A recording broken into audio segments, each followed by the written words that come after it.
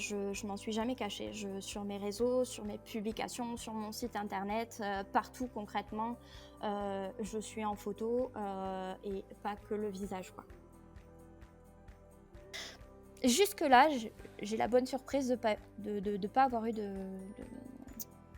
mots déplacés ou de termes qui pourraient me faire penser qu'effectivement ça les a bloqués. Je me dis que finalement le métier de wedding planner est avant tout un métier de feeling et de confiance. Donc mon handicap n'a pas à interférer dans le fait de est-ce que le courant passe dans un sens et dans l'autre, hein. Hello et bienvenue dans Carnet de Noces, le podcast dans lequel des wedding planners à succès nous racontent leur histoire. Je suis Benjamin Turc, fondateur de Planners, la plateforme dédiée aux organisateurs de mariages français. Aujourd'hui, un témoignage très inspirant puisque je reçois Maëva Lacoste. Elle se décrit comme la première wedding planner en fauteuil roulant. Et justement, elle va nous raconter au micro de Carnet de Noces comment il s'est lancé à un moment où son entourage lui disait que ça n'allait pas être possible, qu'elle n'allait pas y arriver, que c'était un métier inaccessible pour elle. Eh bien, elle a persisté, elle s'est formée et elle vit aujourd'hui son rêve de wedding planner. Elle organise des mariages, mais pas que, des baptêmes, des baby showers, des anniversaires. Enfin bref, elle va nous raconter tout ça aujourd'hui et sans transition. Je te laisse écouter ma conversation avec Maëva.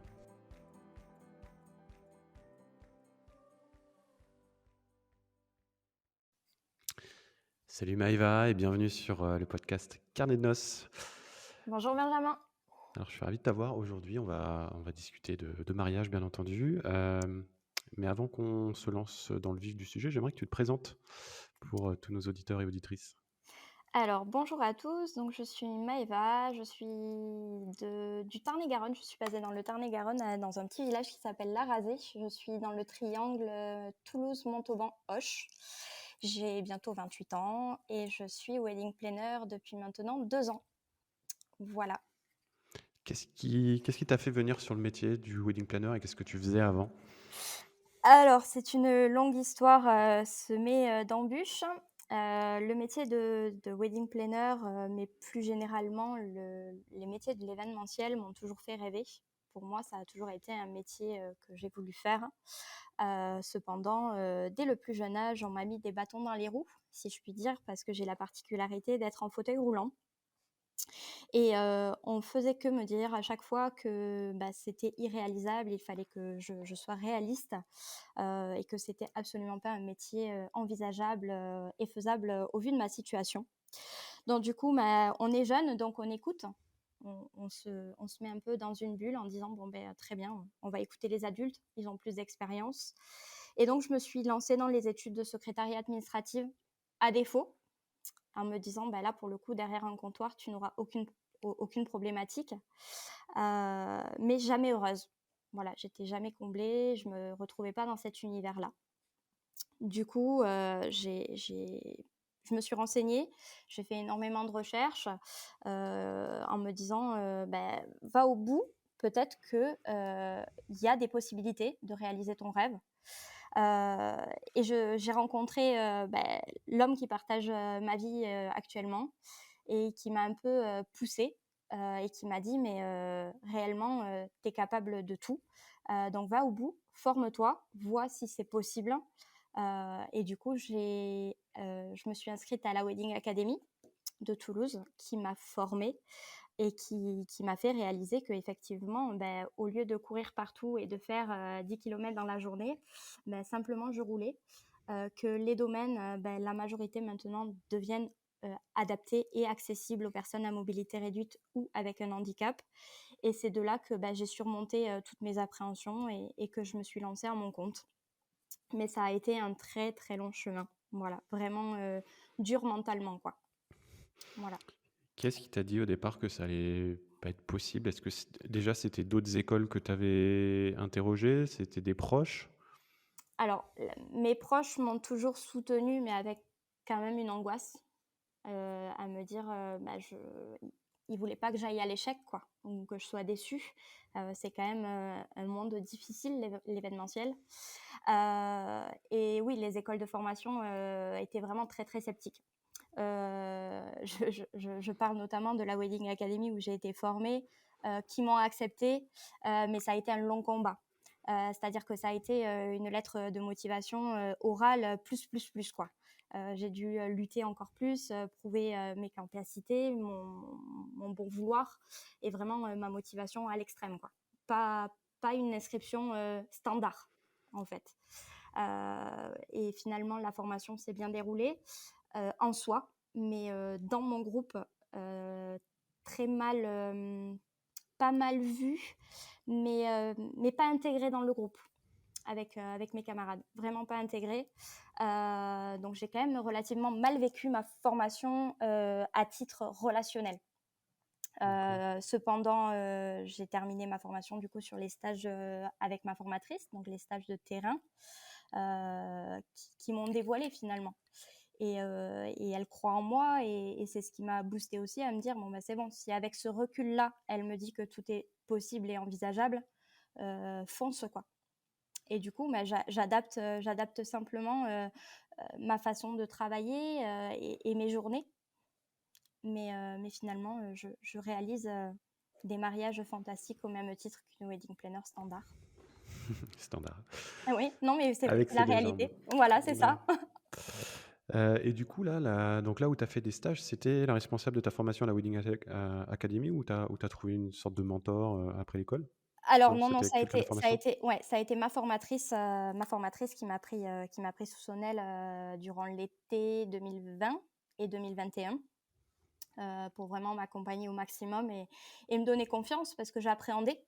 Les gens extérieurs appréhendent parce qu'ils ne savent pas comment se passe le handicap et comment vivre avec ça. Mais moi aussi, finalement, parce que les domaines, on les connaît pas tous les premières années. La vision des autres, on ne sait pas quelle elle est jusqu'au moment d'échanger. Donc, c'est relativement stressant les premiers temps. Et en plus, tu m'as dit avant d'enregistrer que tu t'es lancé au moment du Covid.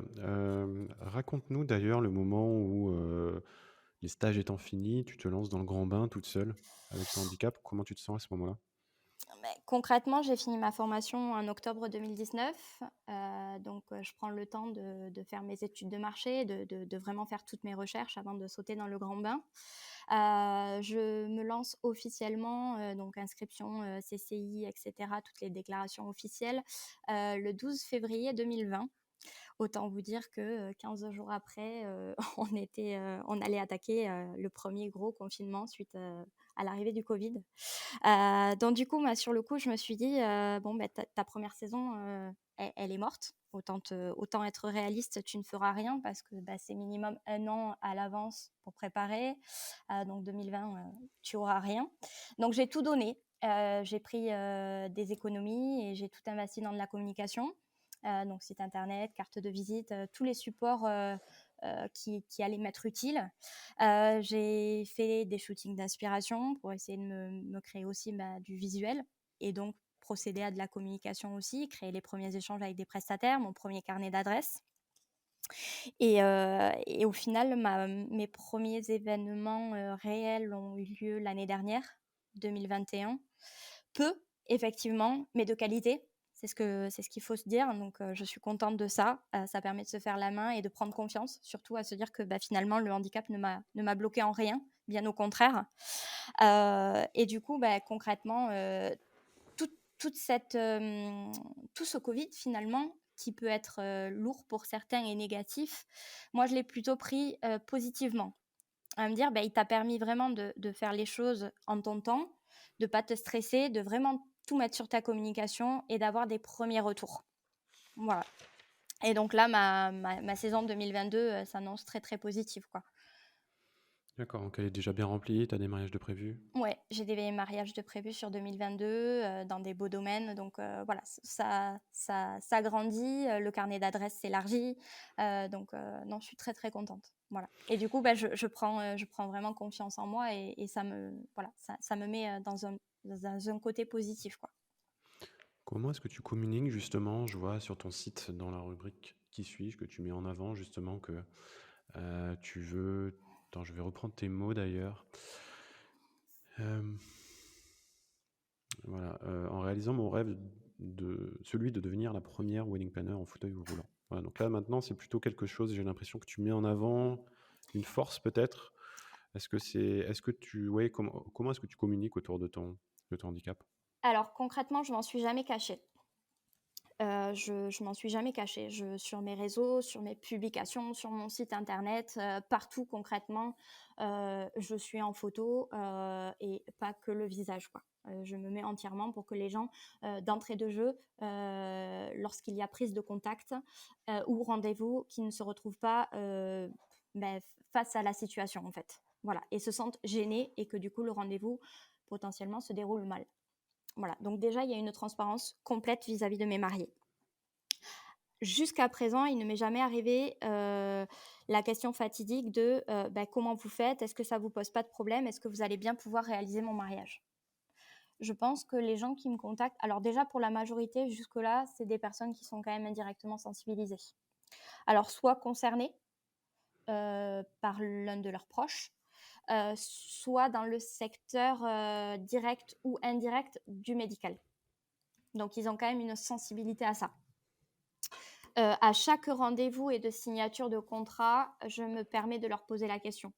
Pour moi-même, pour mon enrichissement et pour voir comment je suis vue, en fait. Je leur pose la question en leur disant, lorsque vous avez découvert ma situation de handicap et mon fauteuil, que vous êtes-vous dit en premier? Et les 3 quarts du temps, c'est je trouve ça très courageux, je vous félicite d'être allé au bout de votre rêve et vous faites le plus beau métier du monde, quoi. Alors ça, c'est on idéalise souvent le métier de wedding planner, la robe blanche, les paillettes, l'amour, voilà. Mais ça fait toujours chaud au cœur, en fait. Voilà, c'est toujours agréable de se dire que finalement, ils en ont pris cas, mais qu'ils en ont fait abstraction en ne jugeant pas mon handicap et en se disant pas simplement, elle est handicapée, finalement, elle va pas pouvoir réaliser mon mariage. Et ça fait plaisir, quoi. Ils me prennent telle que je suis.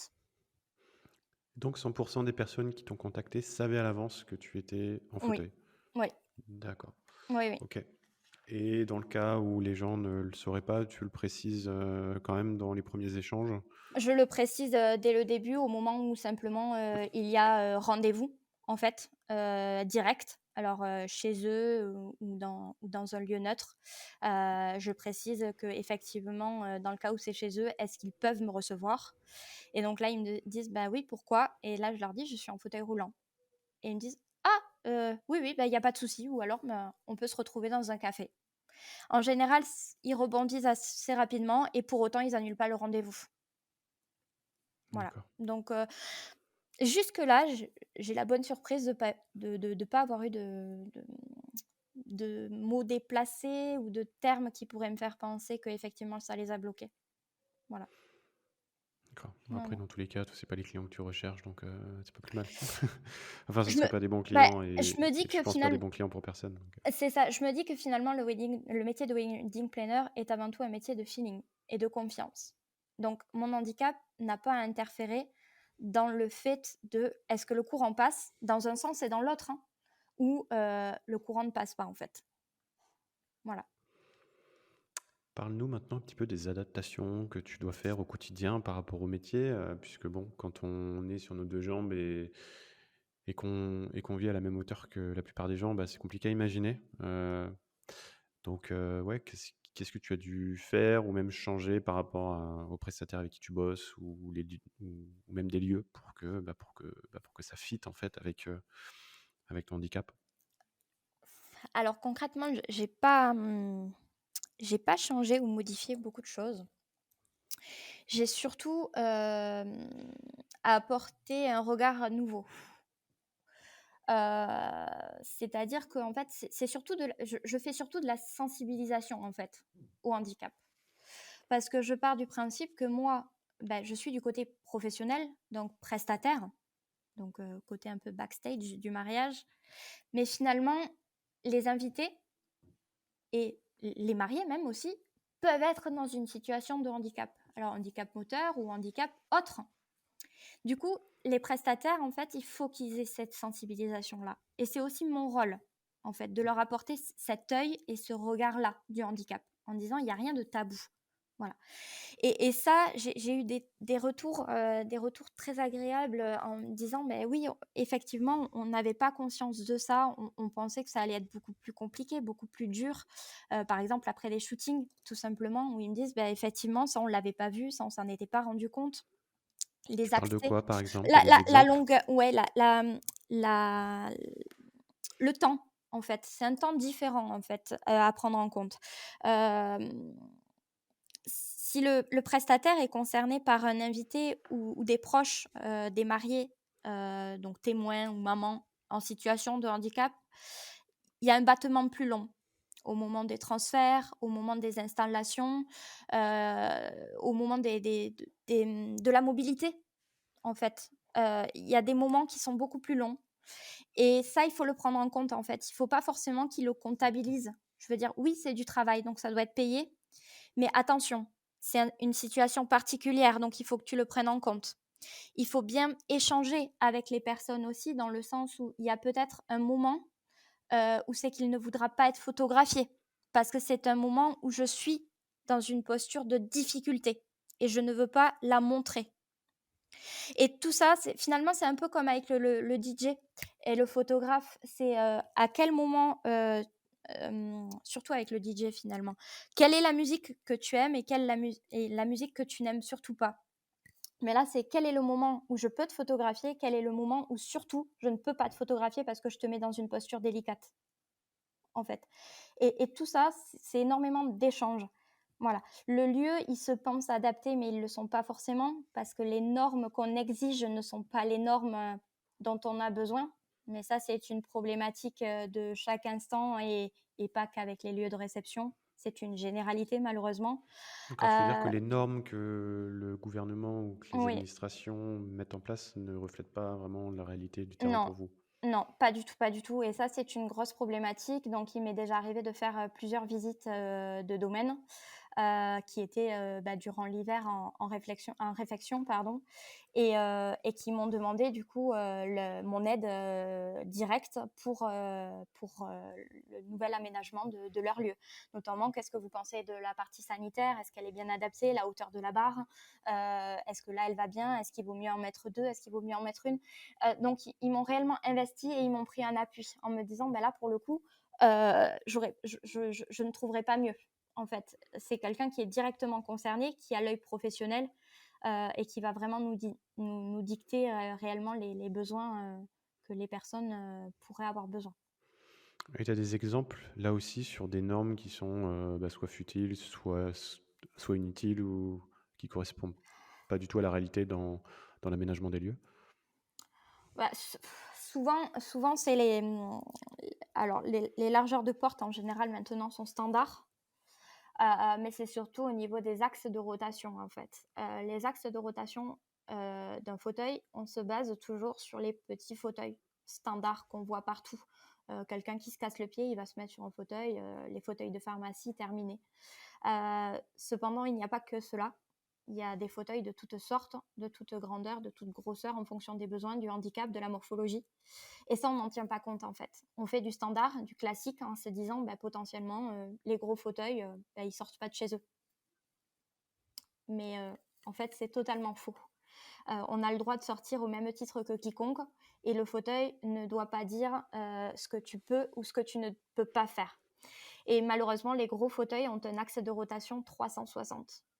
Voilà, c'est très très large. Et les trois quarts du temps, dans les toilettes de salles des fêtes ou de certains lieux de réception, on rentre, mais on ferme pas la porte.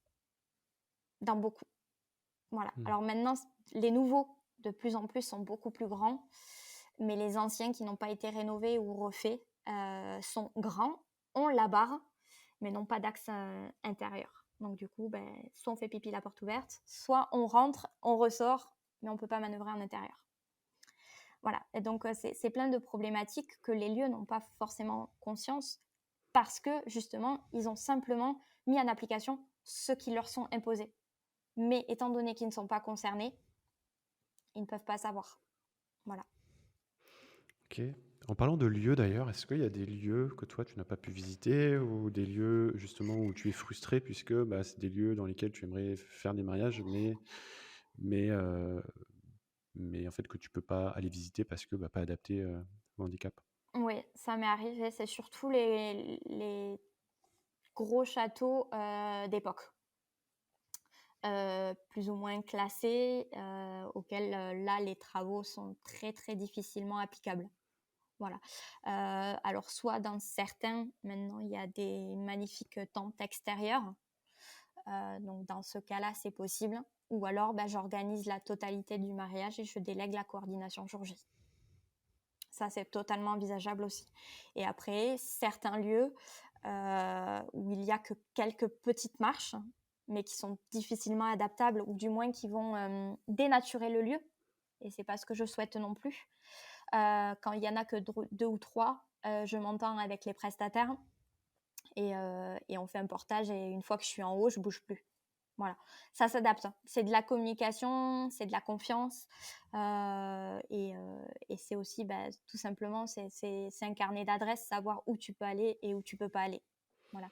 Mais j'ai des choses à prendre en compte que d'autres ne prennent pas en compte, quoi. Voilà. Comment t'ont vu arriver les prestataires? Tu as eu des difficultés avec certains? Ou tout s'est bien passé d'une manière générale? D'une manière générale, tout s'est bien passé. Mais il y en a toujours qui sont réticents. Mais après, je peux pas dire que c'est à purement parler que le handicap, parce que il y a aussi simplement, comme je disais tout à l'heure, il y a aussi le côté simplement relationnel. En fait, ça peut ne pas passer. Et dans ce cas-là, on va pas aller forcer. Mais effectivement, j'ai eu quelques petits commentaires qui piquent un peu, en me disant: «Mais concrètement, tu iras pas très loin, c'est pas possible, les 3/4 des lieux sont pas adaptés». Ça, c'est quelqu'un qui ne sait pas, forcément, que les lieux sont de plus en plus adaptés, et qui n'a pas forcément l'ouverture d'esprit, totalement développée, si je puis dire. À mon sens, à mon avis. Voilà. Donc, dans ce cas-là, on en fait abstraction et on se dit, c'est un parmi tant d'autres, et la majorité sont positifs et m'accueillent les bras ouverts, et c'est ce que je garde en tête, quoi. Sur un jour J, tu t'adaptes comment? Parce qu'il faut, j'imagine, limiter tes déplacements, hein. C'est ce que tu disais, celles qui ont leur... Quand on a 2 jambes, on peut faire des kilomètres dans la journée sur un mariage. Mm. Et toi, comment est-ce que tu t'organises à ce niveau-là? Alors concrètement, mon organisation du jour J, déjà j'ai un ou une assistante obligatoire le jour J. Petit ou gros mariage, ça ne me change rien. Parce que je peux faire beaucoup de choses, mais les grosses manutentions, je peux pas. Mais en même temps, j'ai envie de dire que quelqu'un de petit ou pas forcément très costaud, il a besoin d'aide aussi. Donc je dédramatise la situation. Et ensuite, j'ai fait l'acquisition là en début d'année d'une seconde batterie pour mon fauteuil pour pouvoir tenir la journée entière. Sinon, en milieu d'après-midi, je suis à plat. Donc voilà, moi, quand j'ai acheté la nouvelle batterie, j'ai simplement dit à mon revendeur, j'ai besoin d'une seconde batterie pour recharger, comme quelqu'un changerait ses chaussures pour se mettre confortable. C'est exactement pareil, en fait. Je repars à zéro, parce que oui, effectivement, sur les mariages de l'année dernière, j'arrivais en fin de journée à être en mauvaise posture. Voilà, en étant vraiment à la limite du zéro, et du coup à passer mes fins de soirée un peu isolées et en coordonnant de loin. Donc c'est pas forcément notre rôle. Voilà. Donc voilà, l'organisation, elle se fait comme ça. Et donc cette année, est-ce que, parce que tu nous as parlé que tu avais fait une étude de marché, que tu avais pris du temps avant de te lancer. Oui. Et donc là, concrètement, comment est-ce que tu trouves tes clients? Comment est-ce que tu communiques? Dis-nous un petit peu plus là-dessus. Alors, la communication se fait sur les réseaux, je pense, comme toute personne maintenant de nos jours. Les réseaux sociaux sont primordiaux. Je suis inscrite, après, j'ai une page sur mariage.net qui, à l'heure actuelle, me ramène pas mal de clientèle. Après, il y a quand même de tout, hein. Sur mariage.net, c'est gratuit, il y a beaucoup de conseils, donc il y a aussi beaucoup de demandes qui n'aboutissent pas. Et on le sait dès les premiers échanges au téléphone en général que celle-là n'aboutira pas. Les salons, j'en ai fait un l'année dernière. concrètement par chez moi à Montauban, qui m'a pas apporté grand-chose. Mais on était encore dans une conjoncture sanitaire un petit peu complexe. Donc je prends pas de recul par rapport à ça. Je me dis que c'était peut-être pas simplement pas une bonne saison. Et ensuite la communication, et beaucoup de shooting avec des prestataires. Du coup, ça fait un relais sur les réseaux sociaux, ça fait un échange de communication et surtout de connaissances pour savoir avec qui tu prends plaisir de travailler ou pas.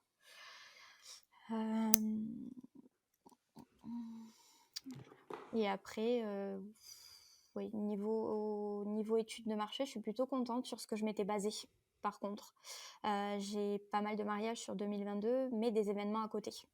Je fais pas que les mariages. Donc, c'est quand même mon pourcentage majoritaire. Mais à côté de ça, je fais tout ce qui est fête de naissance, communion, baptême, les anniversaires. Alors, anniversaire, ça peut être enfant, mais ça peut être des grands anniversaires d'adultes ou les anniversaires de mariage, où c'est qu'on peut mêler renouvellement de vœux à l'intérieur.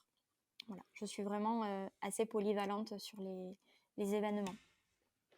À titre privé uniquement, mais je me dis que dans les années à venir, pourquoi pas ouvrir le public au niveau des séminaires et des entreprises. D'accord. Parce que tu Voilà. sens qu'il y a un besoin là-dessus? Il y a un besoin. Il y a un besoin total. Dans le Tarn-et-Garonne, il y en a très très peu. Alors je parle du Tarn-et-Garonne parce que je vis là, mais après je suis quand même relativement mobile et assez limitrophe, comme je disais, de la Haute-Garonne et du Gers. Donc je suis prête à bouger. Et ça, pour ces prestations-là, pareil, c'est des gens qui viennent depuis les réseaux pour des mariages, pour des baptêmes. Est-ce que tu communiques aussi ou est-ce que tu... Alors baptême, c'est Comment beaucoup est-ce plus qu'ils te par mon trouvent les site. gens? Ouais, d'accord. Ouais, tout ce qui est baptême, baby shower, toutes ces choses-là, c'est beaucoup plus par mon site. Tu parles en référencement naturel alors? Oui, exactement. J'ai quelqu'un qui m'aide dans la gestion de mon site, un petit peu pour tout ça. Je délègue cette partie-là. Et la partie mariage, beaucoup réseau et mariage.net. Voilà, c'est vraiment les deux interfaces principales. Et après, j'ai la chance d'avoir quand même un secteur familial qui m'apporte quand même de la clientèle.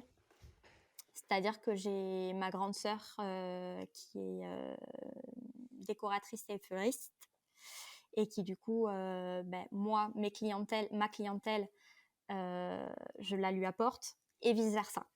Voilà, c'est Ah oui, vraiment c'est un un métier qui est bien échange. complémentaire au tien, ouais. Exactement, voilà. Donc, il y a vraiment ces trois secteurs-là. D'accord. Et si tu devais repartir de zéro aujourd'hui, est-ce qu'il y a quelque chose que tu ferais différemment par rapport à ce que tu as fait au moment où tu t'es lancé? Avec l'expérience que tu as maintenant et le recul?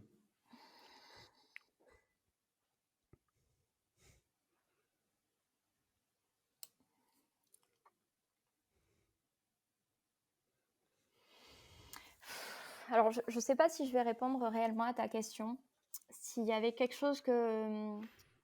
Si je devais refaire quelque chose, je ferais peut-être la formation de designer en suivant directement celle de planeur pour pouvoir proposer un accompagnement complet à mes mariés dès le début. Voilà.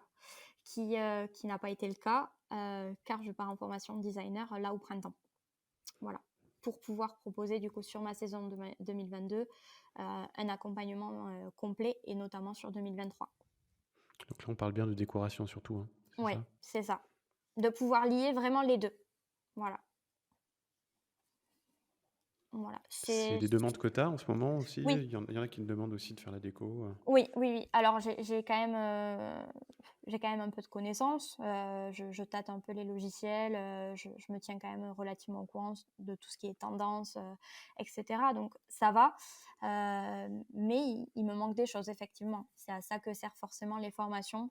Et donc, si je devais changer quelque chose à mon démarrage, ça serait ça, de faire les deux à la suite pour partir directement en ayant toutes les compétences. Voilà. D'ailleurs, en parlant de formation, comment est-ce que tu progresses sinon? Comment est-ce que tu te tiens au courant des évolutions, des tendances, des nouvelles pratiques? Est-ce que tu te formes Alors, là-dessus en continu? bah, oui, alors déjà, on est, je pense, énormément sur Pinterest. C'est notre meilleur allié en général, sur tout ce qui est tendance. Et après, bah, je suis énormément, bah, mes collègues, sur les réseaux, des grands magazines, des grandes personnalités du monde du mariage, qui ont bah, toutes les tendances, et les innovations, directes, et qui du coup bah, nous permettent aussi de nous inspirer nous-mêmes. Donc ouais, c'est beaucoup de réseaux. De réseaux. Et, et les grandes personnalités, il y a qui me vient en tête? Là, comme ça. Il faudrait que tu ailles voir dans ton flux Instagram, c'est ça? Non, non, non, mais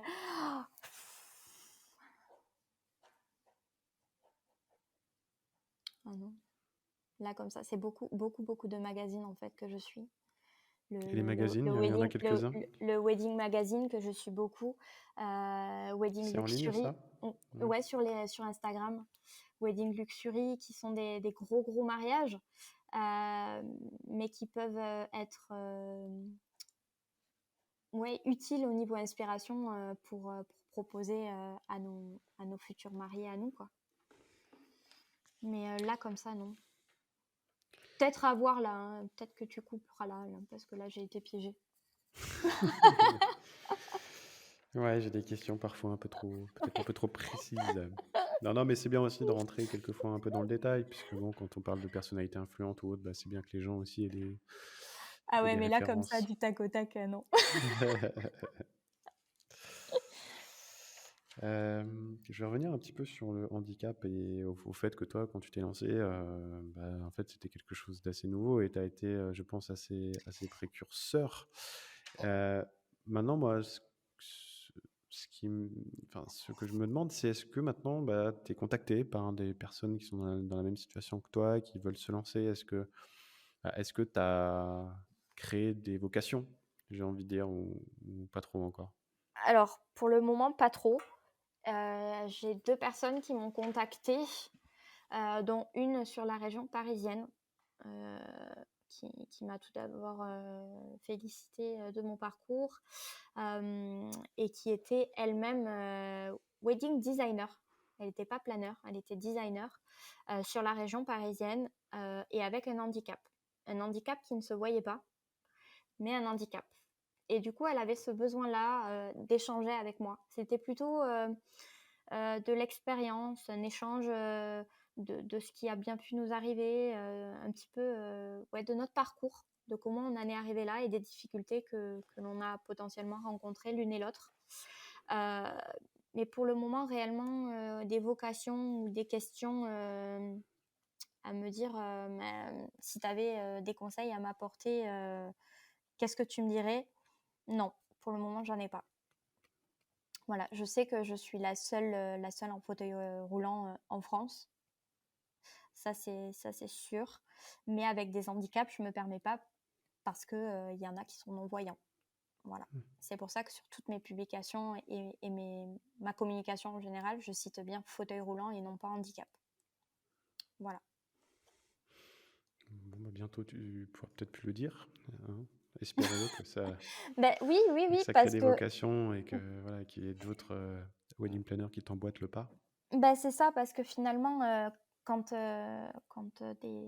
ce que j'espère, c'est que j'aurai un couple bientôt qui me contactera avec une situation de handicap, justement, pour pouvoir montrer que effectivement, bah, les mariages en fauteuil roulant, parce que ça se voit, sont tout aussi beaux et rayonnants et remplis de bonheur qu'un mariage quelconque, quoi.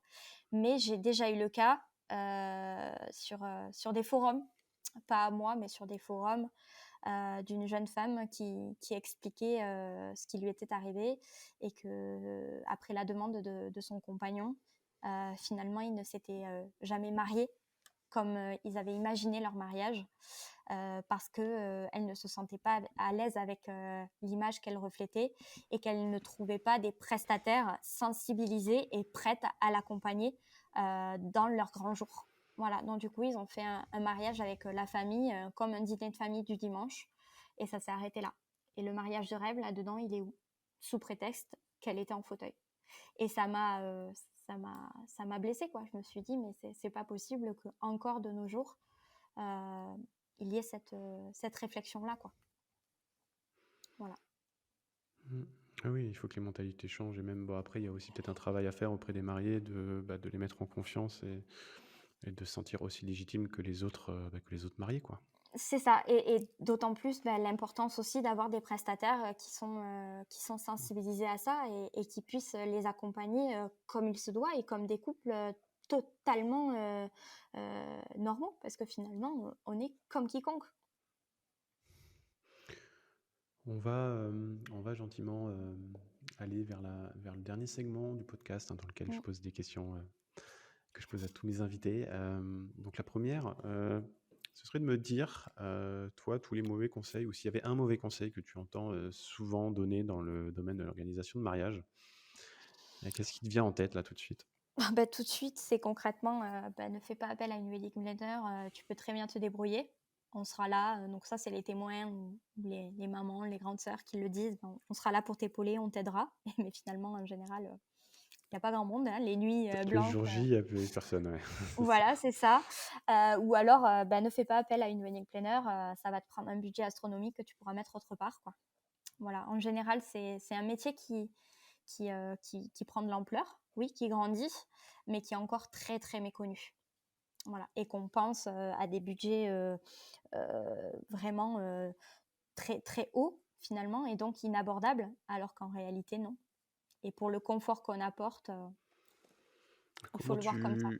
comment tu gères, toi, ces objections-là? Est-ce que, déjà, est-ce que tu les rencontres beaucoup et comment est-ce que tu te vends et comment est-ce que tu te positionnes?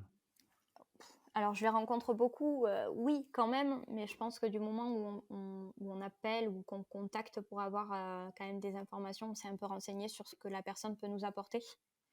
Et donc, en général, ce que je réponds simplement, c'est que oui, c'est un budget, mais qu'on apporte tranquillité, que finalement, on fait faire pas des économies, mais on gère le budget, donc finalement, il n'y a pas de dépassement. Alors que quand on n'est pas là, souvent il y a des coups de cœur, donc on achète plus de déco que prévu, on achète un peu par impulsion parce que c'est joli, mais finalement on s'en sert pas réellement sur le mariage. On n'est pas cadré, donc finalement on dépense plus. Voilà, on va pas droit au but, on n'a pas la comparaison du meilleur prestataire au niveau rapport qualité-prix. Voilà, donc effectivement, on est quand même d'une grande utilité. Voilà.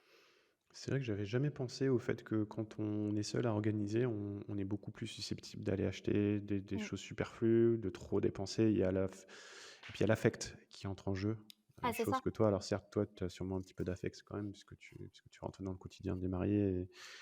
Et et il y a quand même une part quand même d'affect, puisque bon, on est sur du beau, sur de la décoration, etc.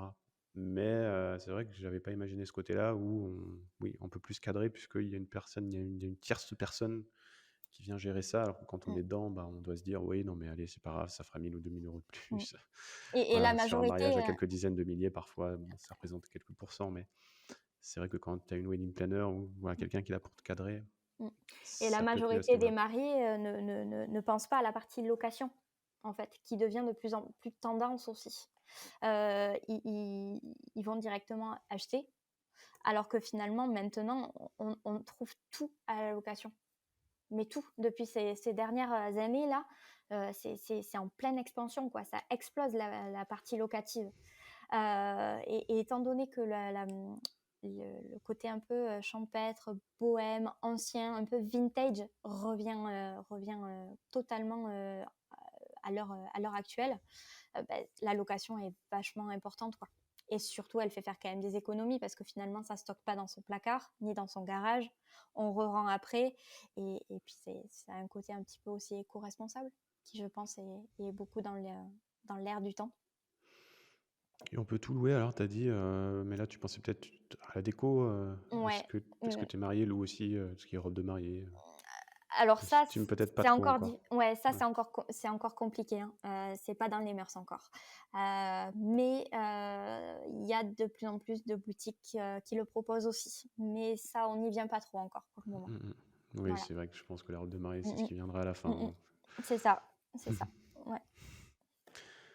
Est-ce qu'il y a un outil, un logiciel, une application dont tu ne pourrais te passer dans ton quotidien de wedding planner? Bah, Wedding Plan?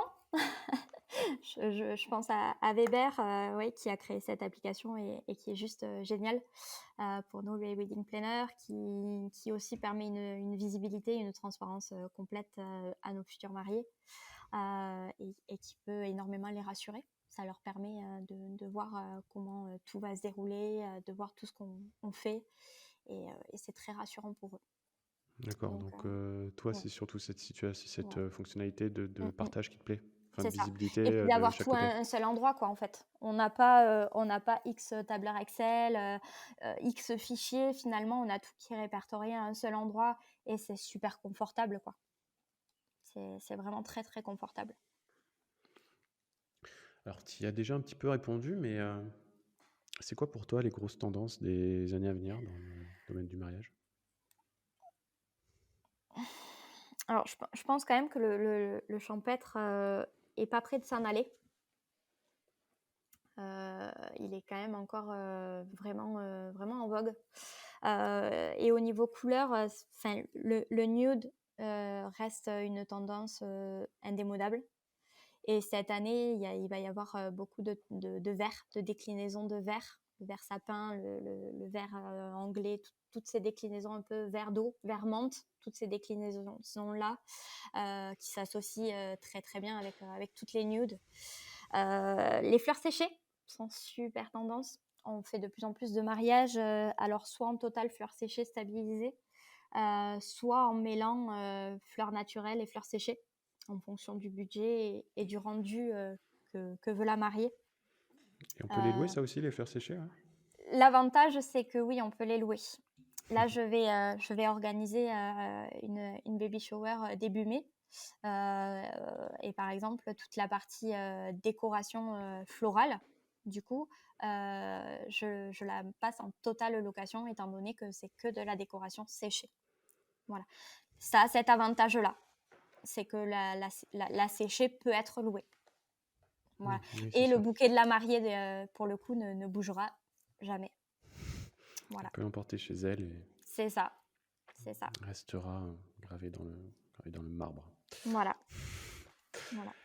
D'ailleurs, je reviens par rapport au Covid. Bon, là, on en est sur la fin, hein, au moment où on enregistre ce podcast. Là, on est début mars 2022, hein, après presque 2 ans de galère, on peut Mm. dire ça.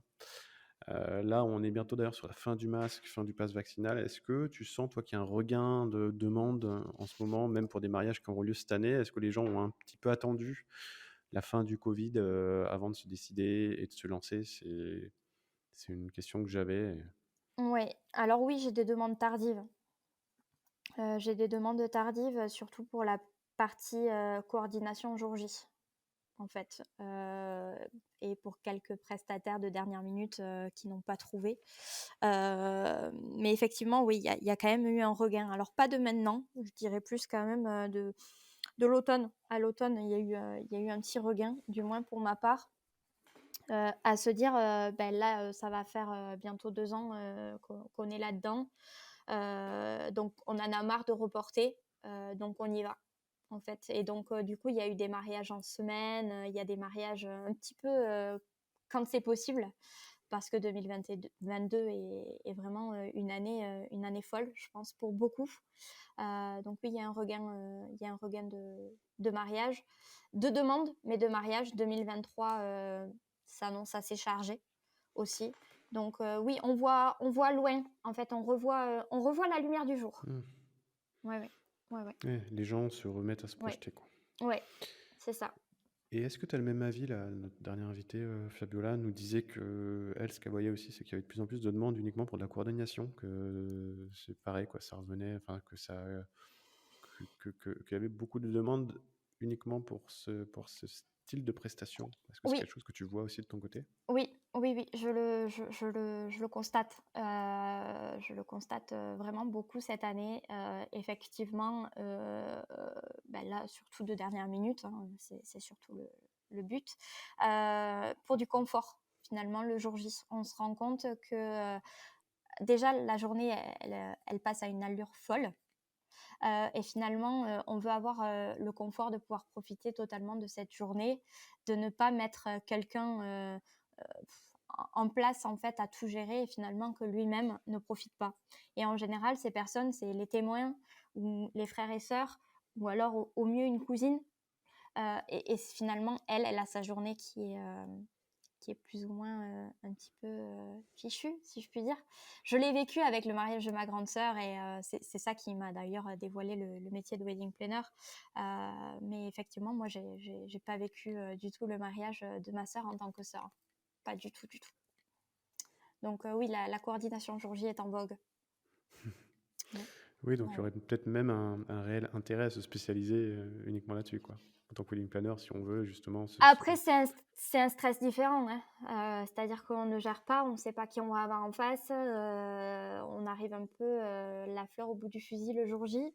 Alors oui, on a fait des rendez-vous de préparation, de découverte avec les mariés.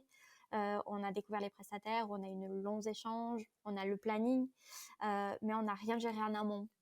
Donc finalement, on ne sait pas réellement comment ça va se dérouler, quoi. Donc Ouais, c'est peut-être un c'est peu un plus stress. stressant.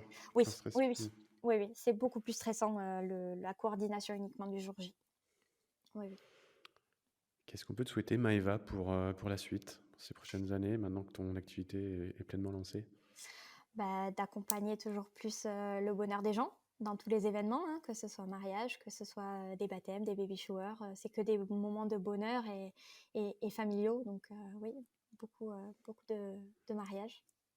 Voilà. Donc Et on de garde la même réussite. chose, mais Ah oui, ouais, ouais. plus gros volume. Ouais. Où est-ce qu'on peut te retrouver si on a envie de te contacter ou voir ce que tu fais? Sur mon site internet, donc mywedding.fr. Maëva Wedding. Voilà. Et Ok. sur les réseaux sociaux à ce nom-là aussi. Et donc tu as dit que pour ton site, je reviens rapidement dessus, tu avais quelqu'un qui t'aidait, c'est quoi? C'est pour le positionner, pour faire en sorte qu'il soit plus visible? C'est ça, surtout pour du référencement naturel principalement, Mm. parce qu'effectivement, c'est un peu technique. C'est un peu trop Oui. technique pour moi d'ailleurs. Voilà, donc moi je gère tout ce qui est mise en page, publication, blog, photo, tout ça, je me l'autogère. Mais c'est vrai que voilà, une fois par an à peu près, il passe faire un petit tour pour le côté référencement naturel. D'accord, donc c'est une fois par an, toi. D'accord. Il fait une Ouais, prestation par an, il fait un petit coup ouais, en général. de clean-up. Ok. Après, ça peut être sur demande de plus, mais en général, c'est à peu près ça. Oui, donc en fait, comme quoi, il n'y a pas besoin d'avoir quelqu'un à plein temps, même avec quelques Non, prestations comme ça, de temps en non, temps, on peut arriver à faire des belles choses et à non. générer des contacts grâce à son C'est ça, site. Voilà, ça c'est c'est ça. important à savoir, puisque c'est pareil, il y a beaucoup d'idées reçues par Mm. rapport à ce type de prestations, mais c'est normal aussi parce que c'est technique et qu'on n'y connaît pas grand-chose quoi, quand c'est pas son propre métier, quoi.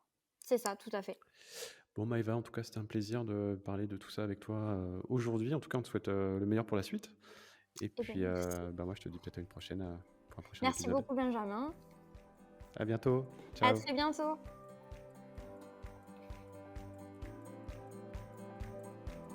Ça y est, c'est la fin de cet épisode. Merci de l'avoir écouté jusqu'au bout et surtout, j'espère qu'il t'aura plu.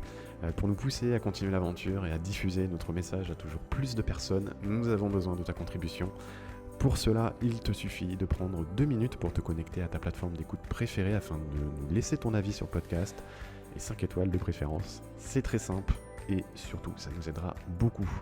Et enfin, n'oublie pas, si tu es wedding planner, tu as encore la possibilité de créer gratuitement ton compte sur planners.fr. Profites-en vite avant que l'accès ne devienne payant.